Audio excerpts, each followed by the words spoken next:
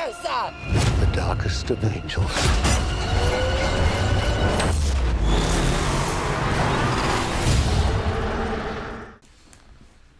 All right. Oh my God, he's doing a bit. New York's hottest club just comes in dressed as Stefan.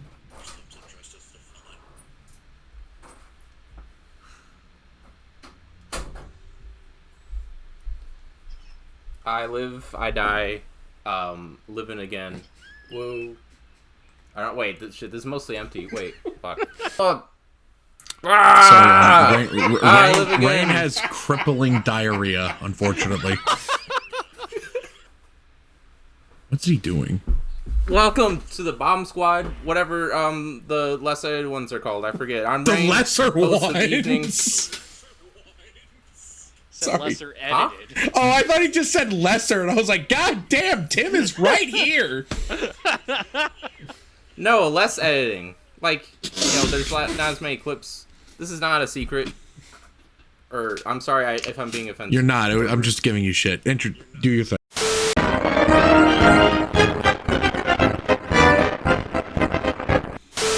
Anyway, I am Rein. Guest. No, well, not guest, but like junior master ceremony person. First time leading a ceremony. Ceremonially. And with me, I have... I'm Tanner Richard Kraft. To my right... Okay. Yeah. Tim M. Sullivan. Yeah, and then we also have... It is by my hand that you will rise from the ashes of this world. I shall lead you, my brothers, into the pits of Valhalla, where you will all become shiny and chrome. I'm Joseph Brennick. Is that your legal name or a nickname? What do you mean? That whole thing was a Joe, very I give long that- name. No, hey, you know how we do like our old intro bits? Where it's I like, know. we'll have, like, I'm a being joke? silly. Anyway, hello everyone. If you're clicking on this episode, it's because you really want to hear us talk about Furiosa, and that's what we're contractually obligated to give you all. So that's what we're giving you all right now. Let's cut the bull crap, and yeah, let's talk about how Fury Road, Mad Max the series, George Miller the director, Anya Taylor-Joy the actress, Australia the continent. Give me your thoughts on all these things that were relevant to your emotional state going into this fine picture. Or maybe it's not fine. Maybe we all secretly hate it. We'll find out soon. But first, what were your thoughts going in? Tim. So I went to Outback the other week. It was pretty good. Did you get the bloomin' onion? No. I wanted What the hell, to man? I wanted to get the croc tail, but they were out. But I got a croc anyway. Anyway. Mad Max. I hadn't gotten into the series until right around when Fury Road was coming out. Binged through all of those movies, and they're all a good time. Like, even they're all varying qualities, but even the lesser ones, Beyond Thunderdome, are still a fun enough time. And I think Fury Road and Road Warrior are just absolutely excellent sci-fi post-apocalypse films and stories. And right now I'm repping Fist of the North Star, which is an anime that asks, what if we did Mad Max, but Mad Max was just Bruce Lee, which is incredible. It's just an incredible piece of fiction. And as are Mad Max, the Mad Max saga. Lots of good stuff. Very, very deeply influential science fiction media. Yeah, it's cool. So I was excited for Furiosa. But what did I think about Furiosa? We'll find out later. Back to you, Rein. Thank you. I thought you were about to end on something. You said the word cool. I was like, oh, I'm going to tell him he's cool, but then you didn't end on that sentence, and I ruined that. Yeah. But speaking of ruining things, Okay. give me your thoughts on coming in. Thanks, man. Appreciate it.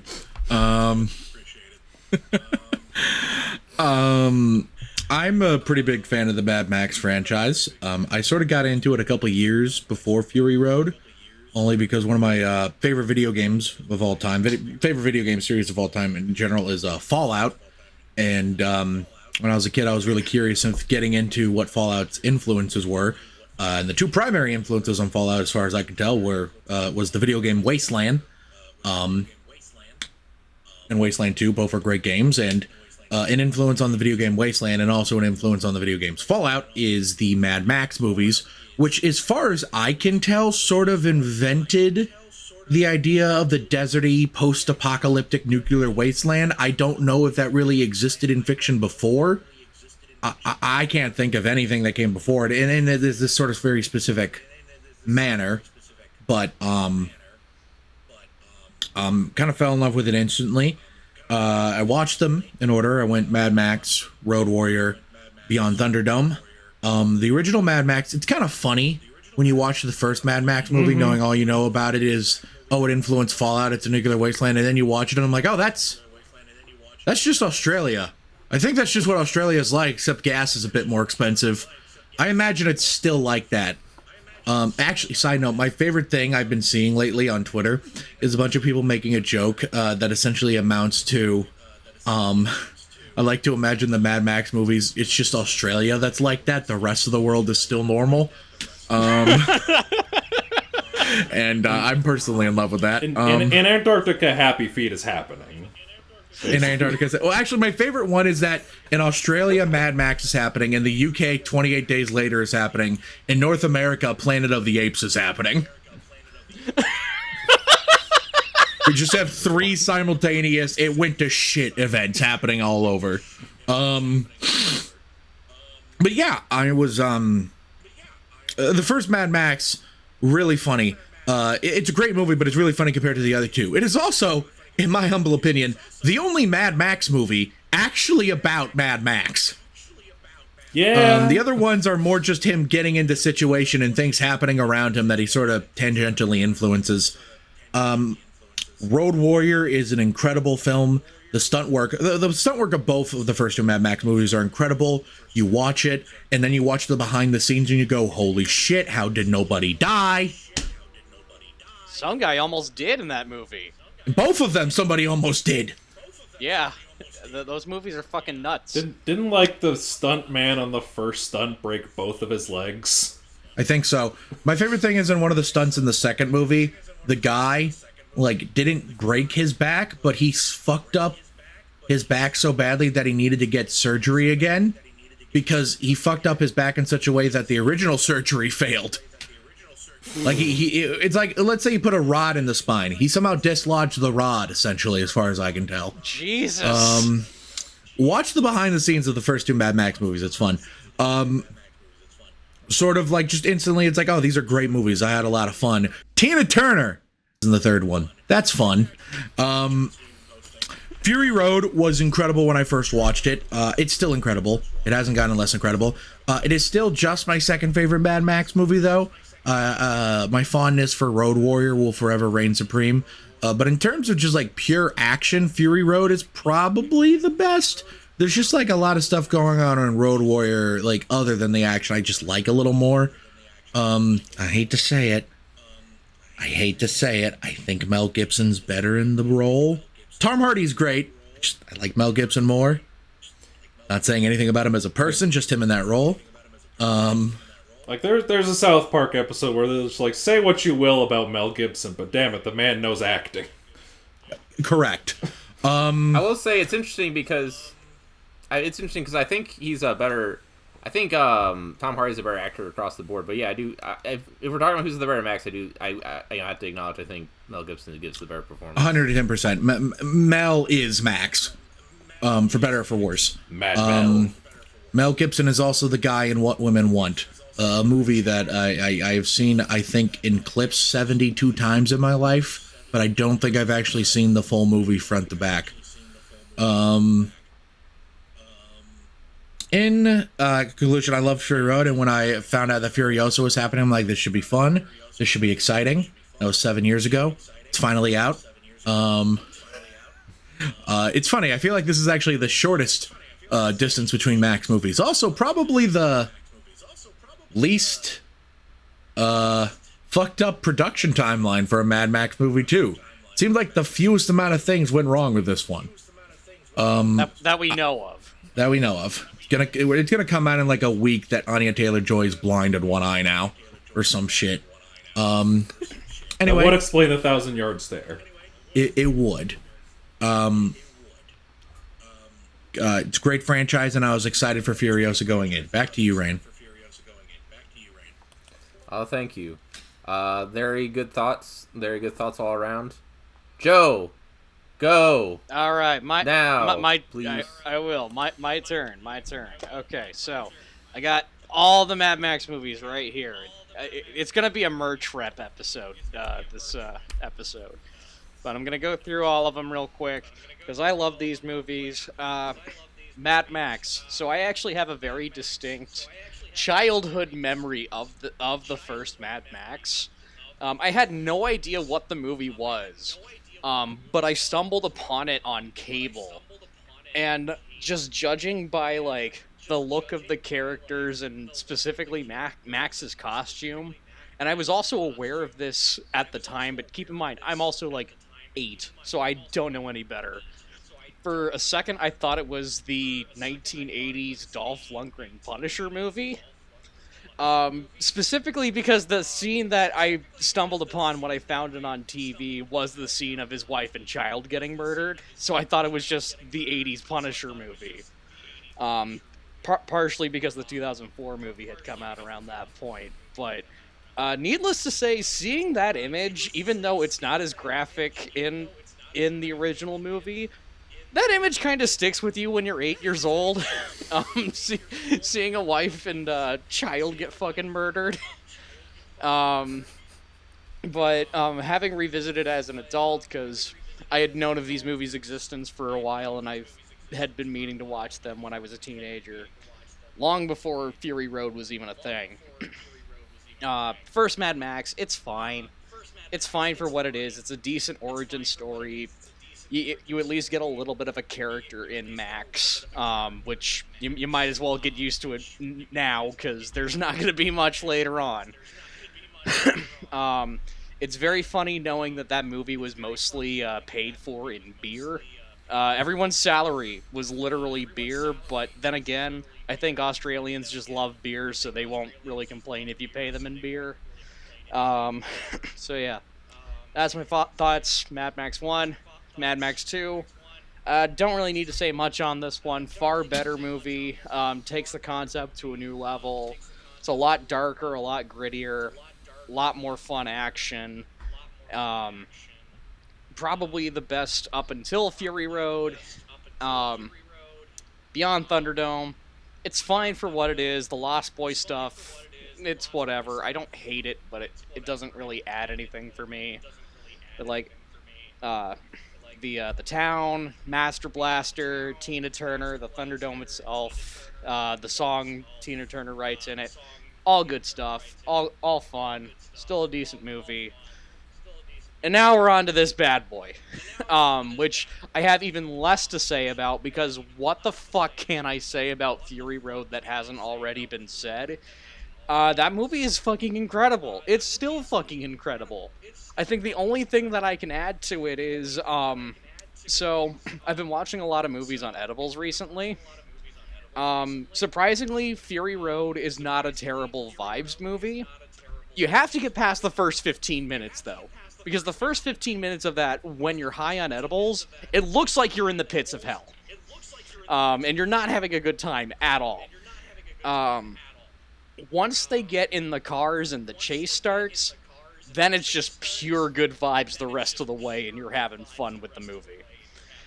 So that's the only thing that I can really add to Fury Road that's never been said. I had fun while on edibles watching Fury Road.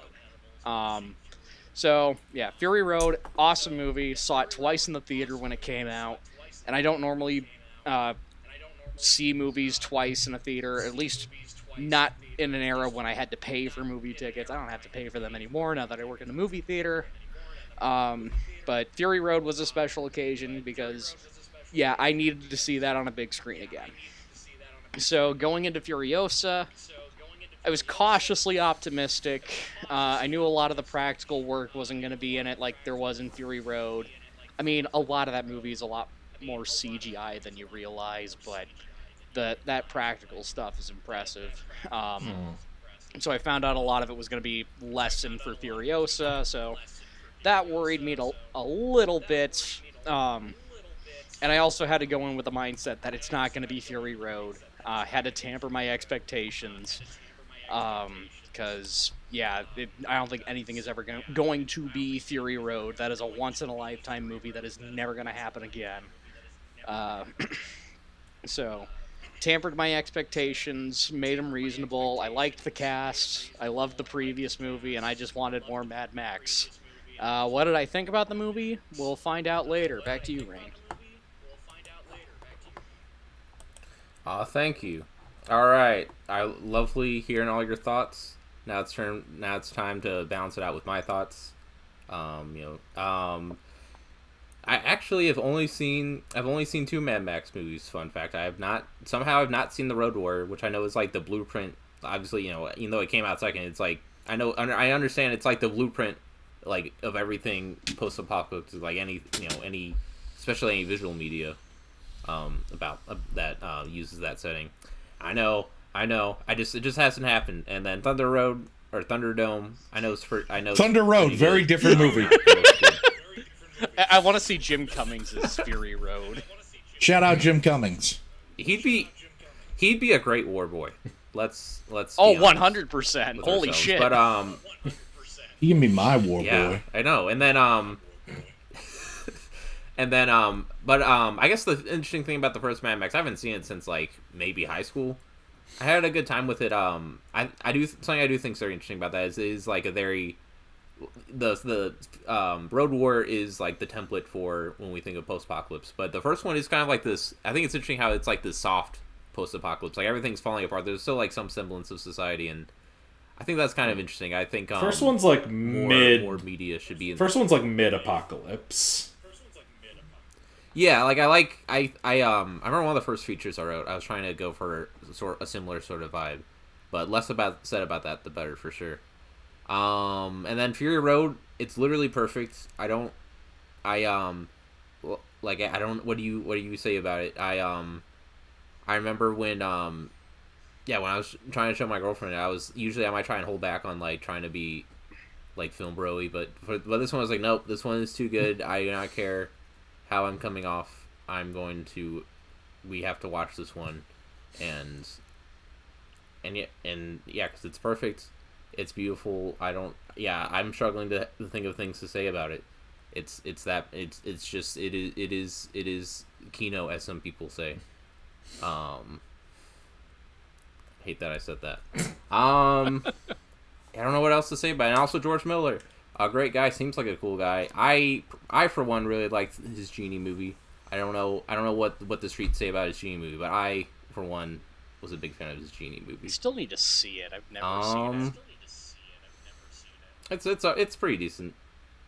It's no Fury Road. Well, it might be Road Warrior. As I've demonstrated, I wouldn't know.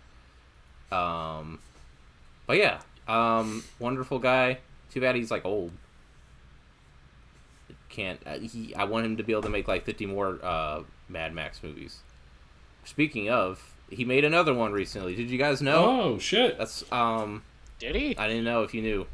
But anyway, yeah, it's called 3,000 Years of Longing, and it's a movie. I like my title more, Genie movie. Anyway, Anyway, you know what, Stir. Joe, I'm getting the. I don't have a piece of paper around here. Fuck. Joe, the numbers are in, the viewer numbers are in, and they want to hear you talk about Furiosa right now. They can't wait. So we're bringing you back in. All right, so go. My thoughts on Furiosa. Let me just give you a quick kind of rundown of how I felt about the 2024 movie season.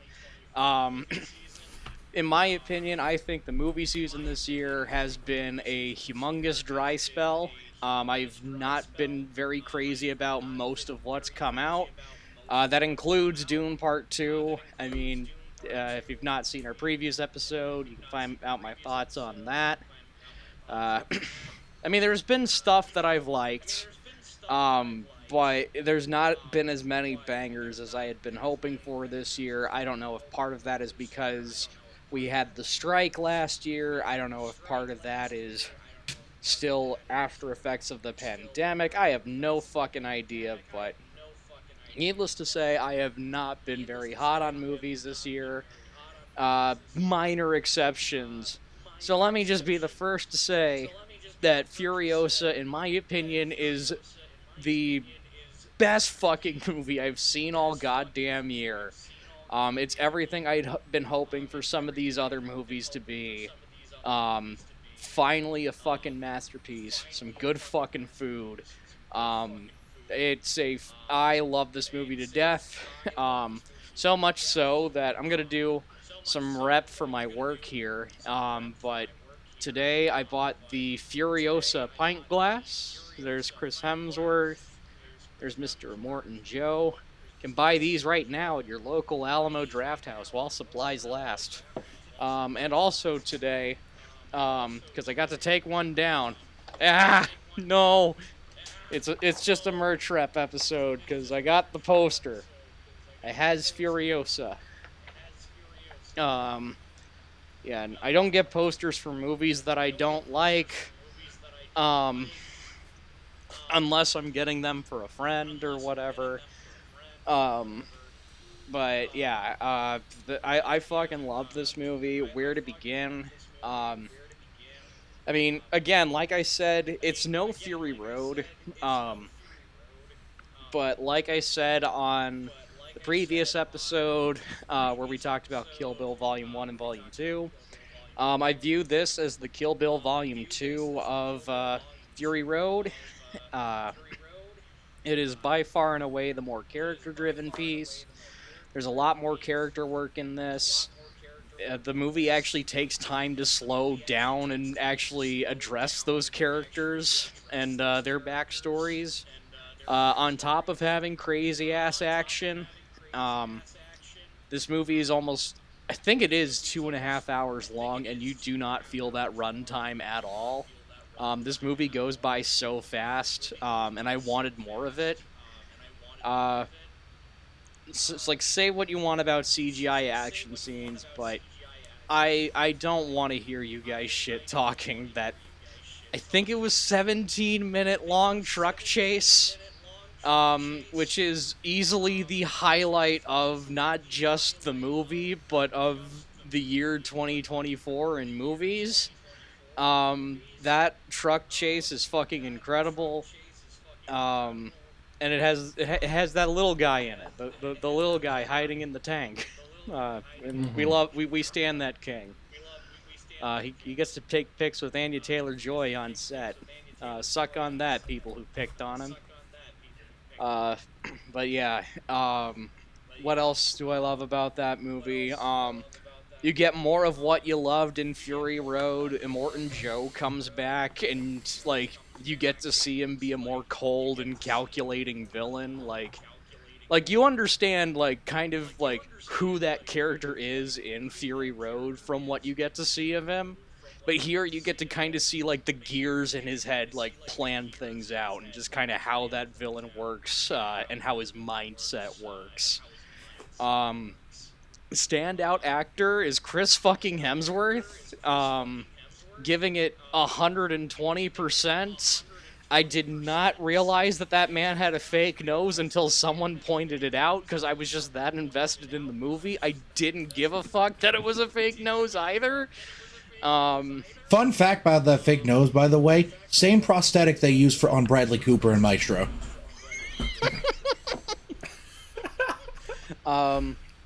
And what I love about Chris Hemsworth in that movie is he plays a great villain, and yet he also plays a villain that sucks as a villain. He is just the absolute worst villain ever, which also makes him great, which is an oxymoron, I think is what you call it. Because he's just constantly fucking up. And every time he fucks up, it is very funny, and everyone is constantly talking about how he fucks up, and it is constantly funny.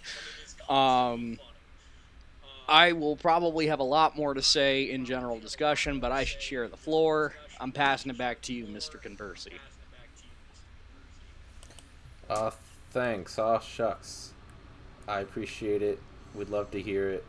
Tanner it up. Okay. So, I really like the movie. I think it kind of builds upon and enhances Fury Road in a lot of ways, because Fury Road, it's sort of, there's a lot of subtext in Fury Road, but I think it's kind of light on actual text. The plot, at least on the surface in Fury Road, is not exactly that complex or deep, nor does it need to be. It's a 2-hour-long chase scene. It's fine for what it is, and it still has emotional gravitas, especially when Furiosa discovers that this fucking swamp-ass marshland she's been in is the Green Place. The Green Place died. And now that we've actually seen a little bit of the Green Place in Furiosa, that scene becomes infinitely more heartbreaking, in my opinion. I really like this movie. I think the action, when there is action, is incredible. I think Dementis is the best villain in the Mad Max franchise, like, by far. If for no other reason than he's a villain that's actually given the chance to, like, really be developed and is, like, more of an actual character than the villains in any of the other Mad Max movies are. Chris Hemsworth is giving 110%, and he's, like, the standout performer. It's probably a career best performance from him. There are a bunch of line deliveries he has in this movie, like when he's like, "There is no hope," or the one they had in all the trailers, you know, "Do you have it in you to make it epic?" You know, just perfect line deliveries, in my opinion, a real standout.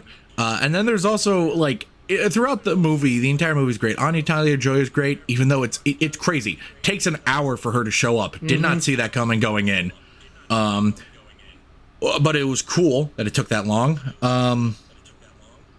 She's fantastic in it.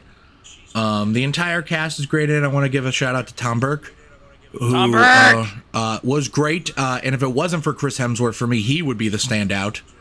In such a little screen time, he had such an impact.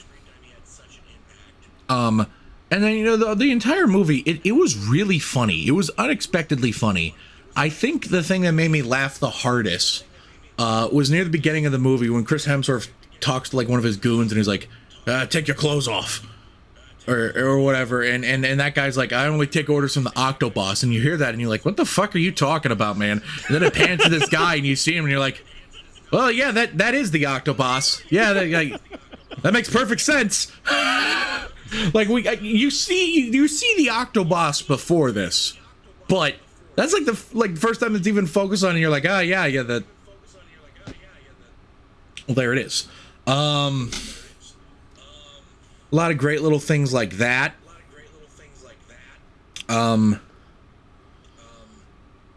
Excuse me, sorry. A lot of great little moments. I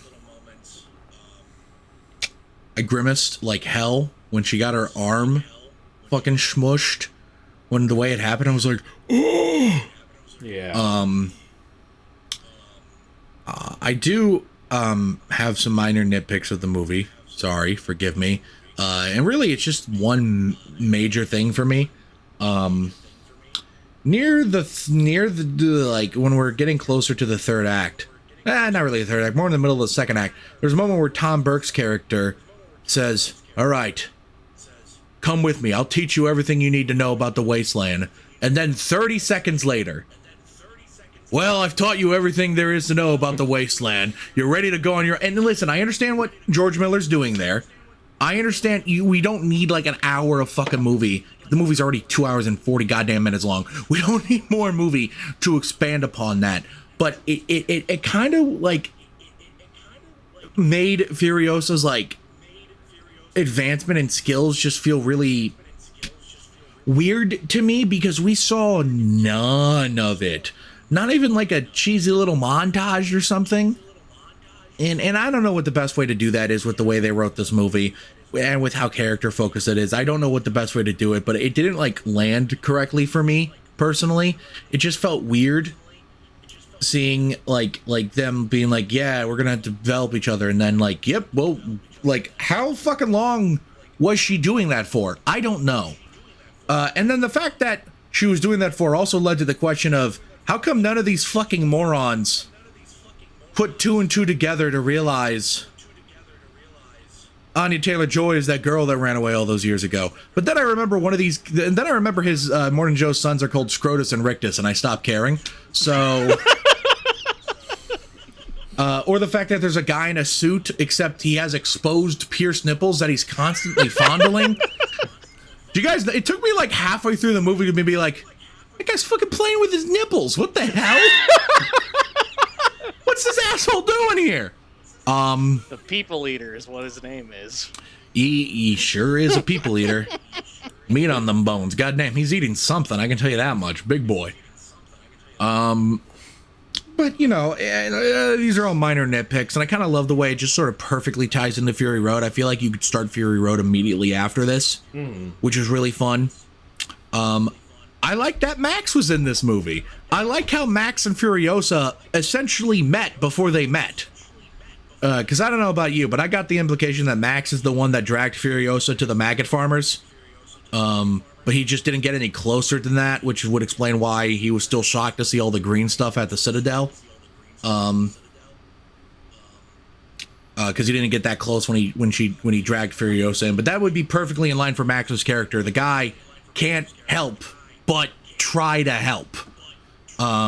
So there's like this real like it was destiny that they ever met shit when you get that. Overall, really fun movie. It was cool to actually see like Gastown, because they talk about Gastown and Fury Road, but you don't, as far as I remember, you don't actually see it. The only place that you see in Fury Road is the Citadel. The road. And the road. Number 1, the road. Number 2, the Citadel. We actually see Gastown, which is cool. Overall, great movie. Had a lot of fun with it. It is definitely one of my favorites of the year so far. And I'm glad I got to see it on a big screen, considering it's not doing too hot. Who knows how much longer you will have the chance to see it on a big screen. Back to you, Rein. Man, I was having a good time listening to you. Then the end there kind of made me sad.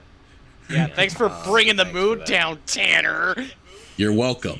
Yeah. Well, this was all ultimately preamble to the true main event. That sounds sarcastic. It wasn't supposed to. It was, Tim, I want to hear what you said or going to say. Will be saying about this picture, please. Thank you. Movie good. All right, moving on. Yeah. But yeah, no, yeah, it's a good picture. Good picture. Like it, again, I think we've all kind of are on the same page of like I don't hold it quite in as high regard as Fury Road or Road Warrior, but it's not trying to be those movies. It's trying to be Furiosa, and it's a good kind of change of pace from those movies. It's a lot more character driven, like Joe was talking about, and in some ways it's a little more like mythic, which I kind of enjoyed. Like I think sort of the character dynamics like between Chris Hemsworth character versus Immortan Joe was just very entertaining to watch. Like him just like challenging him and then realizing Immortan Joe's just like, oh no, we're crazy zealots. We're gonna fuck you up.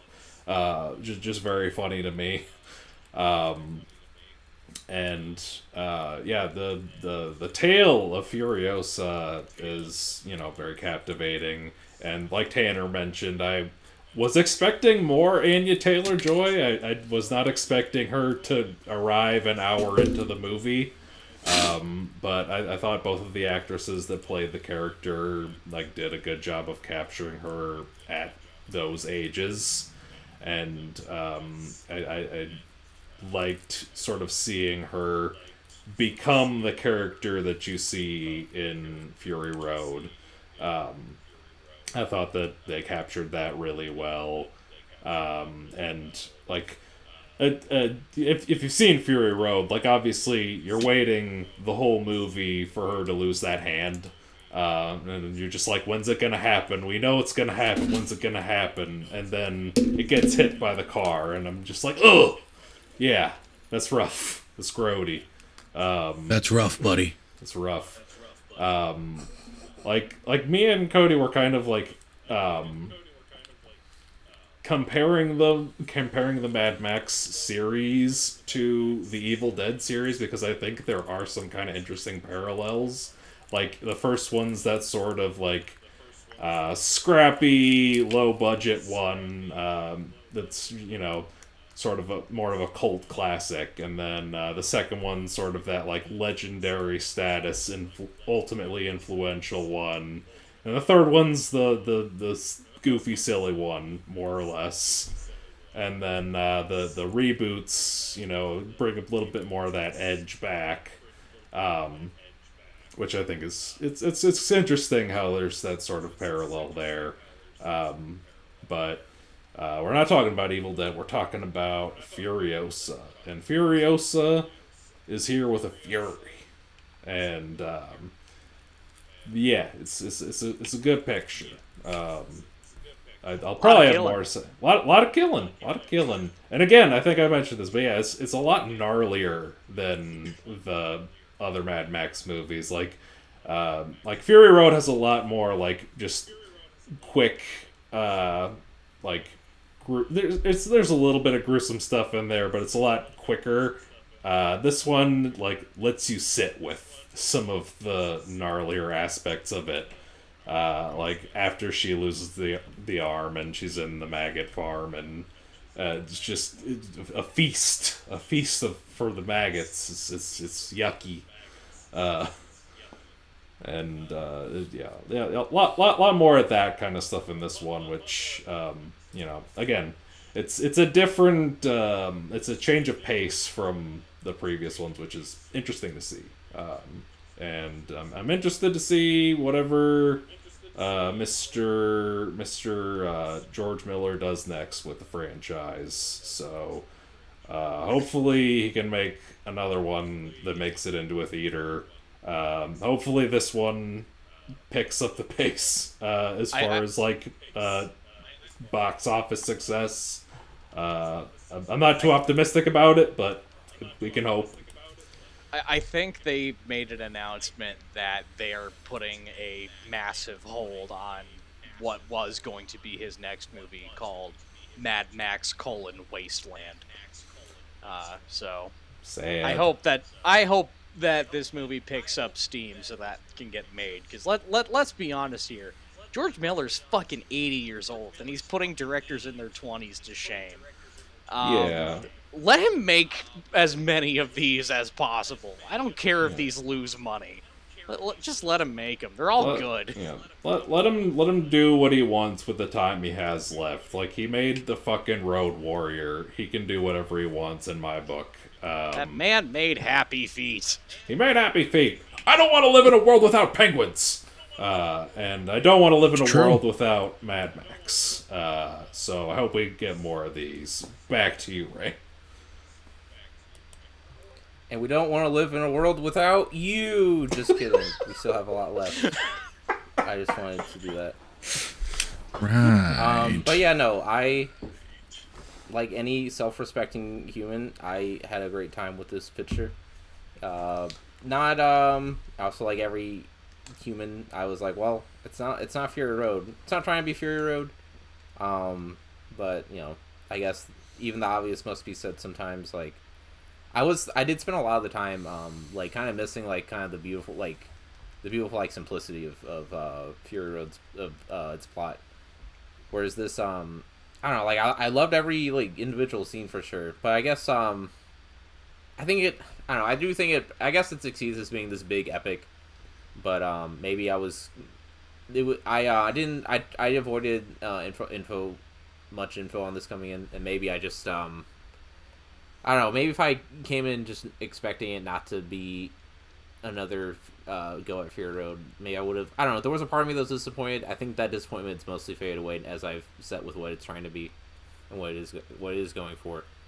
But it is no complaints with like the length. I do think they're trying to tell a very different story. This big epic of this woman's revenge and survival and all that.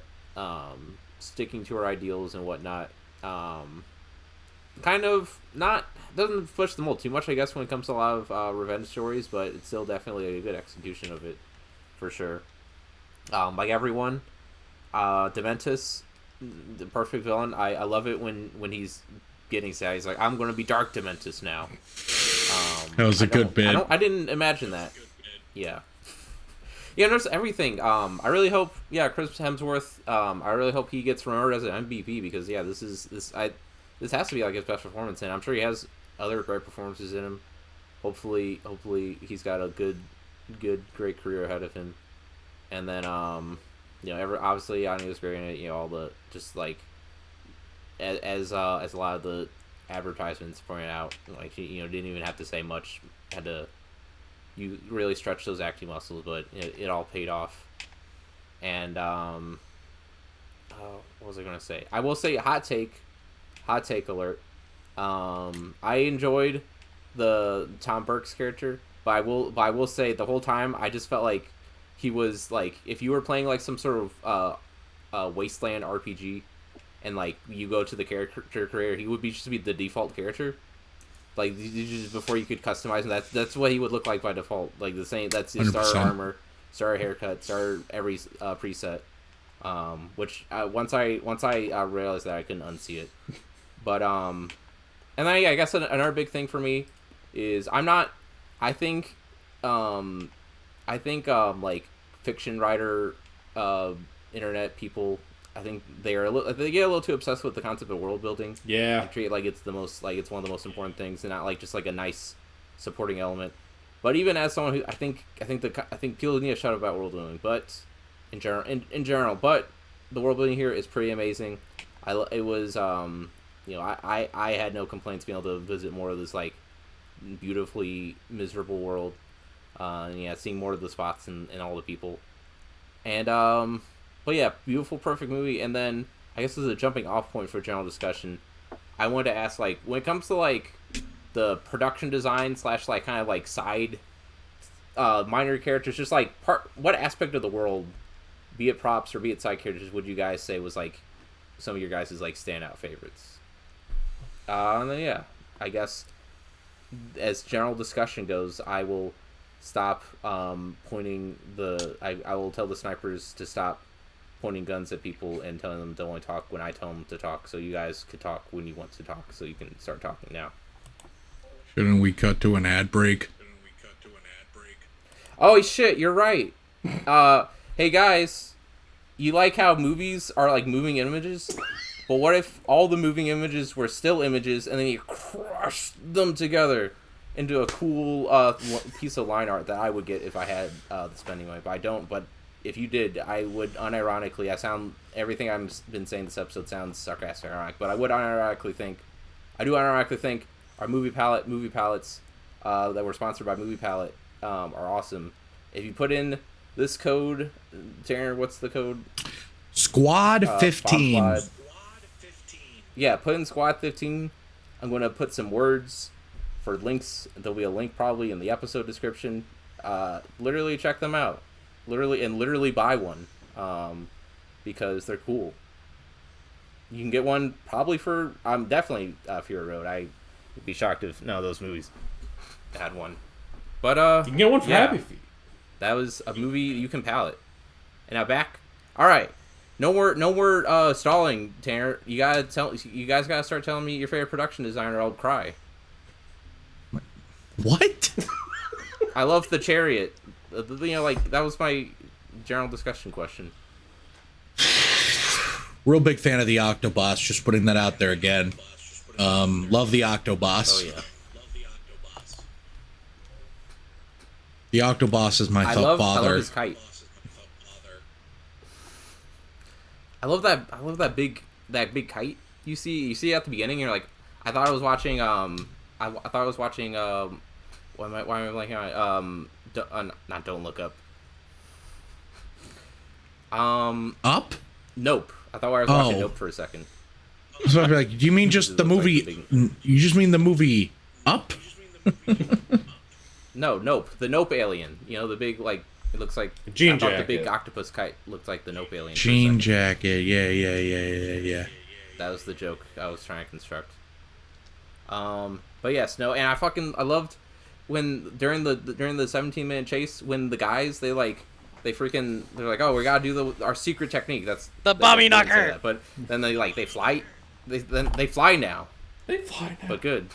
They fly now. They fly now. They've been doing it since the Clone Wars. I kind of liked the war rig in this movie and how different it was from the war rig in Fury Road. I also liked how the Octobos's flying machines seemed to be actively harmful and ineffective, and yet rule of cool won in the end for them. I respect that. George Miller gets it. Star Wars lost its way, but George Miller gets it. Yeah. True. I want to say, the two big ones for me is one. I love Dementus's motorcycle chariot, which is apparently, I think I remember seeing images of like people have built similar things in the past, but yeah, no, it's just it's pure rule of cool / a perfect taste of like his character. Like, of course he would like something like that. Yeah, like I was watching that. Like, that would be it's beautiful. It's perfect. That would be Chris Hemsworth's Mad Max vehicle. It's perfect. Yeah. If I could ride one, I know I would get one, and have to pay like probably all the money for insurance or whatever, and probably die terribly in some accident. Anyway, I loved the Backett farmer lady. Like that was horrific in the best way, and also the note guy, his Dementus's like court wizard who had like all those tattoos everywhere, and was like just like has all these weird facts about everything. It's like, I don't know this guy's deal, but I love him. He's your favorite weird uncle. The history man. Yeah, he's the best. His name might be the History Man. For all I know. It is. Here comes the History Man. Yeah, and then what was I gonna say? I thought about trying to start a heated argument and bring up Dune 2 to get Joe riled up, but what would you do that for, man? I'm trying to think what else I you know what, I won't deny I didn't realize Dementus had a prosthetic nose until like halfway through. So you're not the only crazy person, Joe. I'll say this on my second viewing, I was looking out for it more, and I could still barely tell, but I was able to tell that it was a fake nose, I'm not happy. Tanner, I blame you for this because you're the one that pointed it out to me. How did you not notice? I just didn't. I accepted it. Because here's the thing. Everyone in those Mad Max movies looks fucking weird. Here's the problem with that, Joe. Chris Hemsworth is a person. We know what he looks like. Yeah, but I'm not paying attention to the man's nose. It's in the middle of his face. Are you not paying attention to the movie? Paying attention... Tanner, we were too busy paying attention to his nipples getting ripped off. Oh, hell yeah. Yo, that tree That's shit. That's probably the most like I was gonna say that. So gnarly. I was gonna say that the tree. That is the most I like leaped out of my seat. Yeah, in a good the tree while, thing. Watching something. The tree thing was great. Like, and like I loved the way they sort of like showed, like, she's about to finish him, and he goes, "Do you have it in you to make it epic?" And like they sort of start that whole like. Some people think she killed him this way. Some people think she killed him this way. And, like, I would have been fine with not knowing what she actually did, but then they show what she did and it's the most fucked up thing possible, and I love that even more. I still don't believe that that's even the definitive answer. Because I think that whole sequence just mythologizes Furiosa like the entire series mythologizes Max. If it wasn't for the fact that it then directly leads into archival footage from Fury Road, I'd be inclined to believe it's not definitive. But that to me felt like pretty definitive, just because it then immediately led to like deleted scene footage from Fury Road immediately is what it leads into. Wait, what? Yeah, dude, that was Charlize Theron in that last shot. You knew that, right? No, it's not! Yes, it is. None of those people are the actual actors from Fury Road. Are you sure about that? I am 100% sure. When do you see her face? I will say... You never see their face. I will That's the say- thing. Because it's archival footage from It Fury It is Road. not archival footage. Right. Yes, it is. Right. You see Rein the needs to wives. speak. Here, you see the wives in that shot, and one of them is very clearly not Abby Lee Kershaw. It is an actress in a wig, and one of them is also very was gonna obviously say, not Zoe Kravitz. Yeah, no, I was gonna say, no, I think I'm with Joe. I think those are not the wives. I don't think. Yeah, Like, yeah, because I think, yeah, they just got a woman who looks mostly like Zoe Kravitz, kind of, sort of, but it's not her. I think they were For example. they were mostly able to disguise, I think, Riley Keough and Rosie Huntington Wheatley, because they're kind of mostly in shadow. But there's like enough light on the DAG, which is Abby Lee Kershaw's character's name. Yeah, you can tell that it's not fucking her, and you can tell that it's not Zoe Kravitz. You can see their face enough to tell that it's not them. Well, regardless, I assume we have our. I don't know if Tanner was going on a fact checking journey, but either way, I don't think I choose to go with the tree because like George Miller, he obviously cares about storytelling. I mean, every director kind of definitionally would, but like you can definitely care. He cares about like the actual process of telling story, like like campfire type stories, and I really I think whatever feels best for the narrative and no matter how much of a tall tale it is, I think that's sort of, I feel like that's most fitting with keeping with the spirit of Mad Max, if you just embracing the tree ending. I thought I had something more to say to that, but Can we talk about? I suppose I don't. Can we talk about Praetorian Jack? Easily, other than maybe Chris Hemsworth, the best character in the movie. And how they just introduce him like he's like a jock at a high school. Like he's the star quarterback. It's like, who is that? Oh, that's Praetorian Jack. He's the coolest. And then, yeah, he turns out to be the coolest guy in the movie. Like, not just as like a person, but like just character too. And he's honestly the perfect prelude to Max. And her relationship with Max in Fury Road. Like, you kind of get the seeds planted, like, perfectly for that relationship to happen in Fury Road. Speaking of relationships, I want to pose this question. Because I had a friend of mine interpret it this way, and I want to get your guys' opinions. Do you think Anya Taylor... I'm not going to refer to them as their actors. Furiosa and Praetorian Jack. Do you think that... those two had some kind of romantic relationship? I got the vibe that it was romantic. At least romantic-ish. It was the vibe I got, personally. I understand a lot. It's a lot of people feel differently, but that's just sort of the impression I got. Which is why I don't know. I don't feel the need to put too much thought into it. Obviously, this thing where the head thing, we just see like family members or whatever do that in her in the village she grew up in. So it's like it doesn't need to be. It's not a hard evidence of romantic stuff. But Yes. Yeah, That's yeah, what I said a lot. But then in the conclusion, I was like, maybe. Yeah, That's I'm- what I I'm wanted kind to of- bring up, but I'll let Tim go first. 'Cause I want to Yeah, hear his thoughts. I'm kind of with Rein on this. Like, I think maybe there's romantic tension, but not necessarily acted on, and like kind of like what he said. Like, I don't necessarily need to know either way. I think either way is fine. To clarify my stance, I'm on the same page as saying I think there's definitely tension and perhaps mutual attraction. I don't know necessarily if they ever really acted on it. That was what I was getting at. Okay. Gotcha. I think, in my opinion, I think it works either way you interpret it.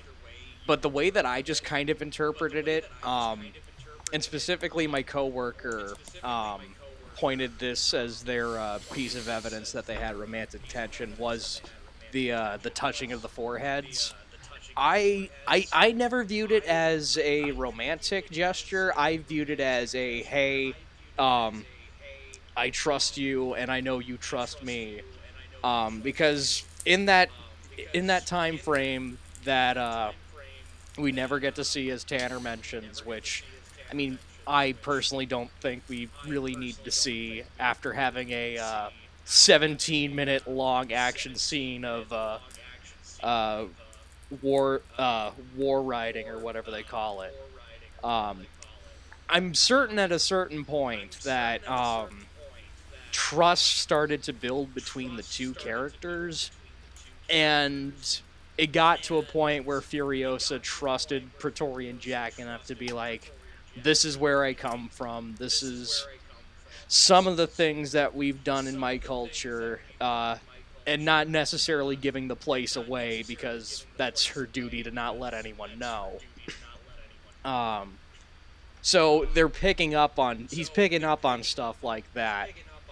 And then as, like, the stakes begin to rise and things begin to go south, I almost view it as a sign of, it's going to be okay, I trust you, like, here's a symbol of our friendship kind of thing, and a symbol of our trust. I view it as more of a trust thing. Whether or not that was George Miller's intent, I don't know. I don't think he knows. I'm pretty sure he doesn't. And I don't think he cares.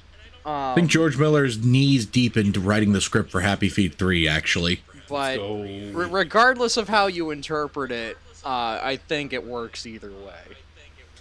And then either way, you get funny scenes like...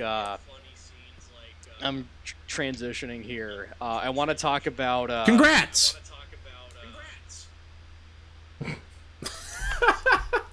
Fuck.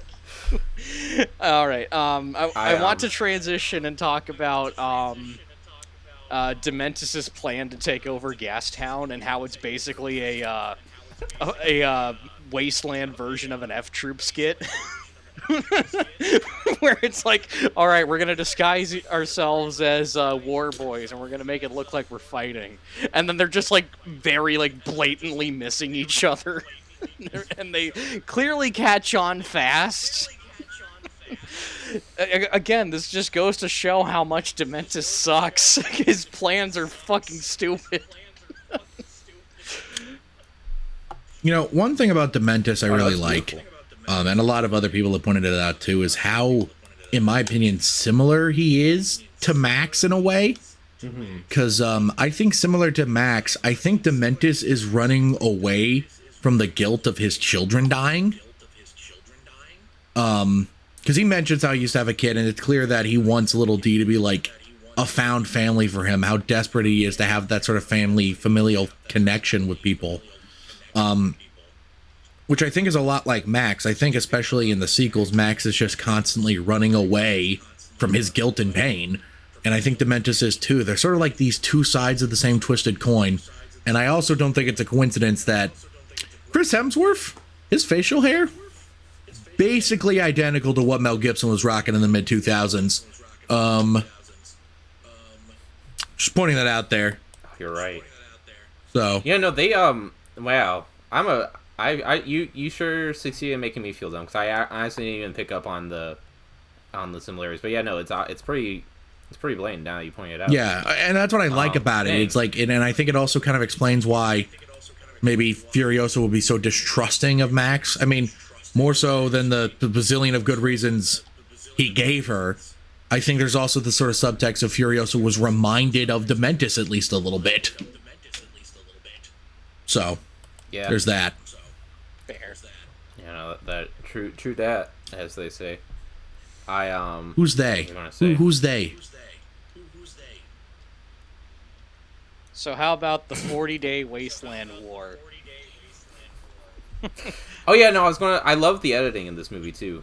I meant to include that. I think overall visually, I prefer the I probably, at the end of the day, I'm probably going to prefer Fury Road, but the editing and including like how they depicted that 40-day Wasteland War, man, fade ins, fade outs. Why Hollywood? We used to be a real country. We don't have them enough anymore, but we had to have the Australians show us how to do it again. Yeah. A real shame. But yeah, no, I love how they kind of just like, they kind of gloss over it in a way that worked for me. To say they gloss over it in such a comical way that I don't care that we don't get to see it. Because they just mention that they're going to war, and then it just happens off camera. And that didn't bother me as much as, like, Furiosa's shit being off camera. I think that's actually an interesting thing to bring up for me personally, because the war being off screen didn't really bother me, because this is a story about Furiosa and her journey. So the war not being detected didn't really bother me because that wasn't the point. While her training with Praetorian Jack not being in the movie it didn't sit right with me because it felt like there was a crucial part of her journey I was missing. I the better defend my opinion from earlier. I still don't agree Fair with enough, it, fair but I get what you're saying. All right, we're at Yeah. almost Well, hour I 5. say Do that you want to keep going, Rein, or? yeah, no, I was thinking that because there was like one other like semi neat thing I was going to bring up for general discussion, but I'm blanking on it. I'm fine with just going on to trivia mode. All right. Trivia. That's what we're doing next. All right. I hope you guys are ready. And you guys are gonna be. I'm gonna be reading this. And you guys are gonna be like, "Well, Rain's so smart," and like, more like IMD's so smart. Anyway. First, Anya Taylor-Joy doesn't have a driving license. Obviously, none of the actors in this movie were actually driving the vehicles, but I still think that's kind of, for a movie for a franchise so where driving and in car culture is like such a integral part. I think that was kind of a funny. She's just like me for real. And then the She's just like Tanner in movie. That's 7. I was just about to bring that up. Listen here, you cornbread motherfucker.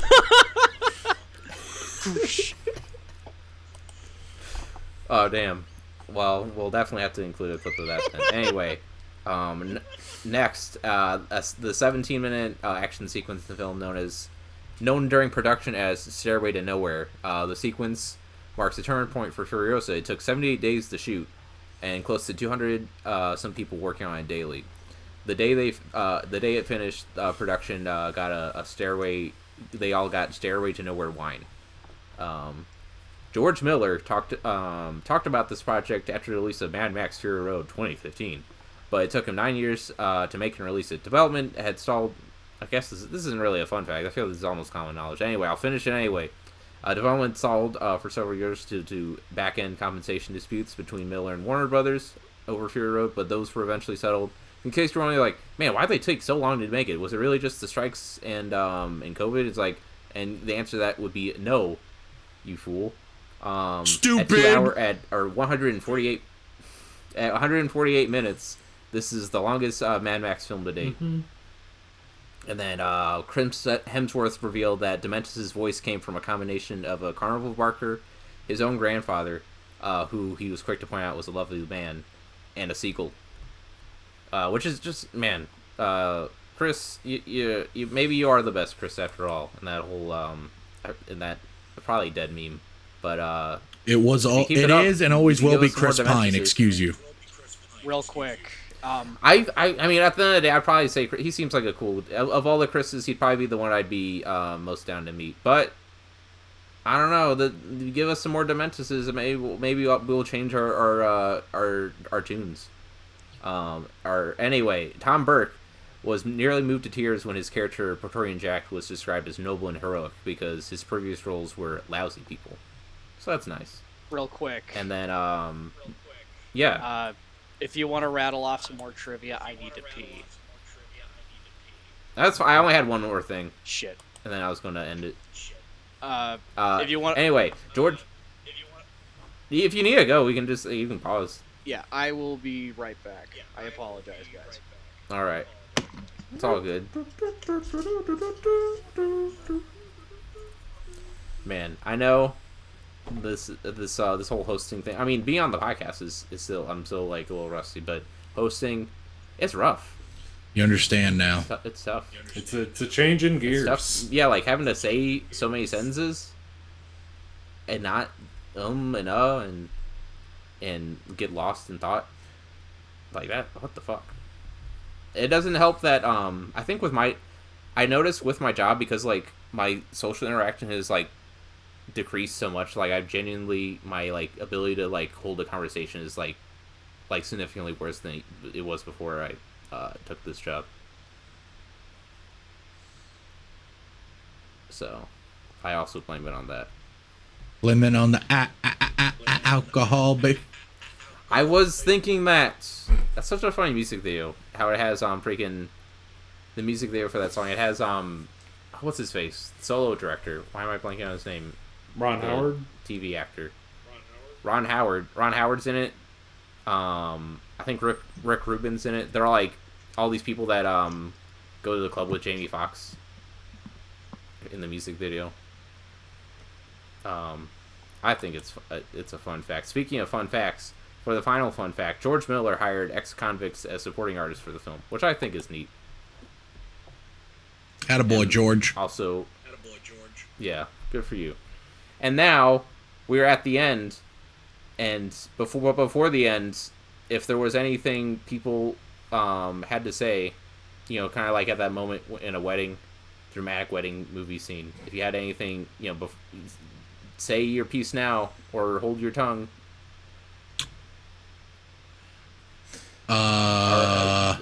Yeah, wait, I forgot. I'm supposed to say, Tim, closing thoughts. Yeah, this is a solid new addition to the franchise. Again, it's a nice change in pace from what we've gotten in the previous films, but it doesn't feel like it's too drastically different from what we've gotten. It's just a nice change of pace, a nice new addition.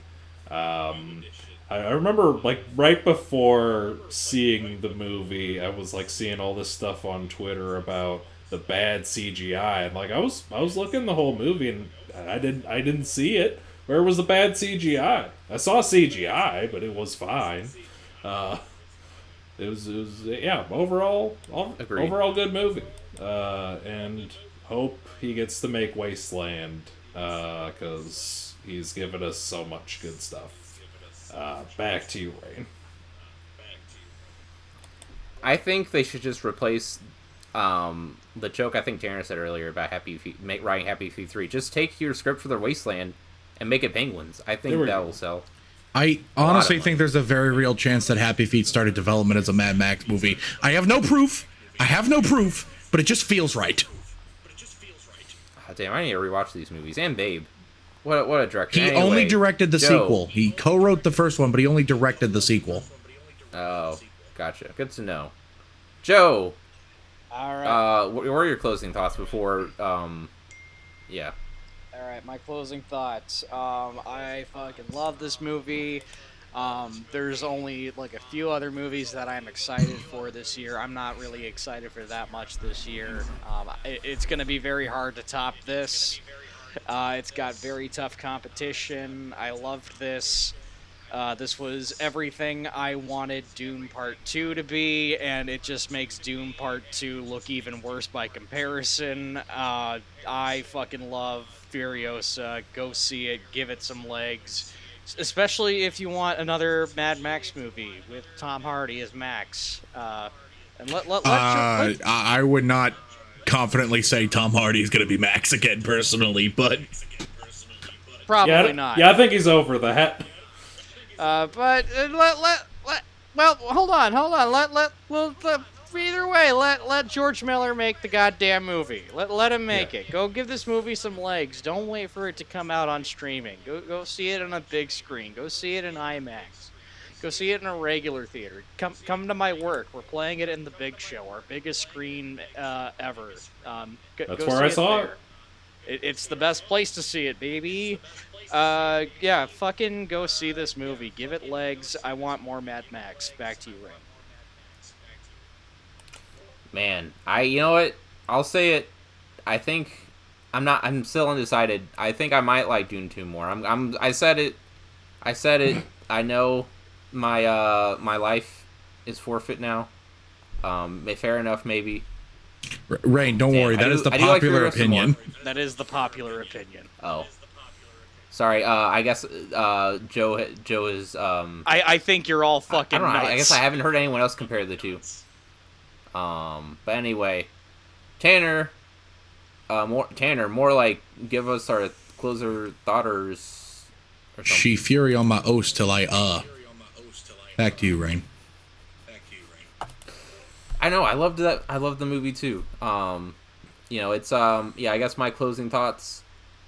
If this is going to be the last Mad Max movie until this is the period, or until decades from now where like Hollywood's like trying to make another thing off of IP. I won't be too upset. I think this is a more than admirable closing chapter to a series. And you know what else is a great closing chapter to the series? You, I guess. I think that was a death threat to the audience. It won't be your closing thoughts if you like this video. I can't guarantee otherwise, though. I mean, so you gotta sub if you definitely want to keep living, and if you want to really keep living, you gotta Patreon it up, and then you gotta do some other stuff like send us nice cards, I guess, and comment how cool we are or how lame we are. We're lame. And, you can say it. It's okay. And well, Tanner's lame. We're mewing. We all are. Oh, I heard mewing for some reason. I'm pretty Especially Tanner. I can't think of a mewing joke, so I'm just gonna end it here. Shit. Good night, Australia. We love you. Good night. Shout out to Jason goodbye. Secord. Oh yeah, thank you for contributing to the Patreon, Jason Secord. We appreciate it. If you would like to have your name shouted out at the end of videos, please give us money. Bye. Yes. Bye-bye. Have a Jason beautiful time. Secord, more like Jason. See this key to the city you deserve. Cord. All right. Bye. I slid my ticket across the table and I said, "Sorry guys, I gotta see about a girl."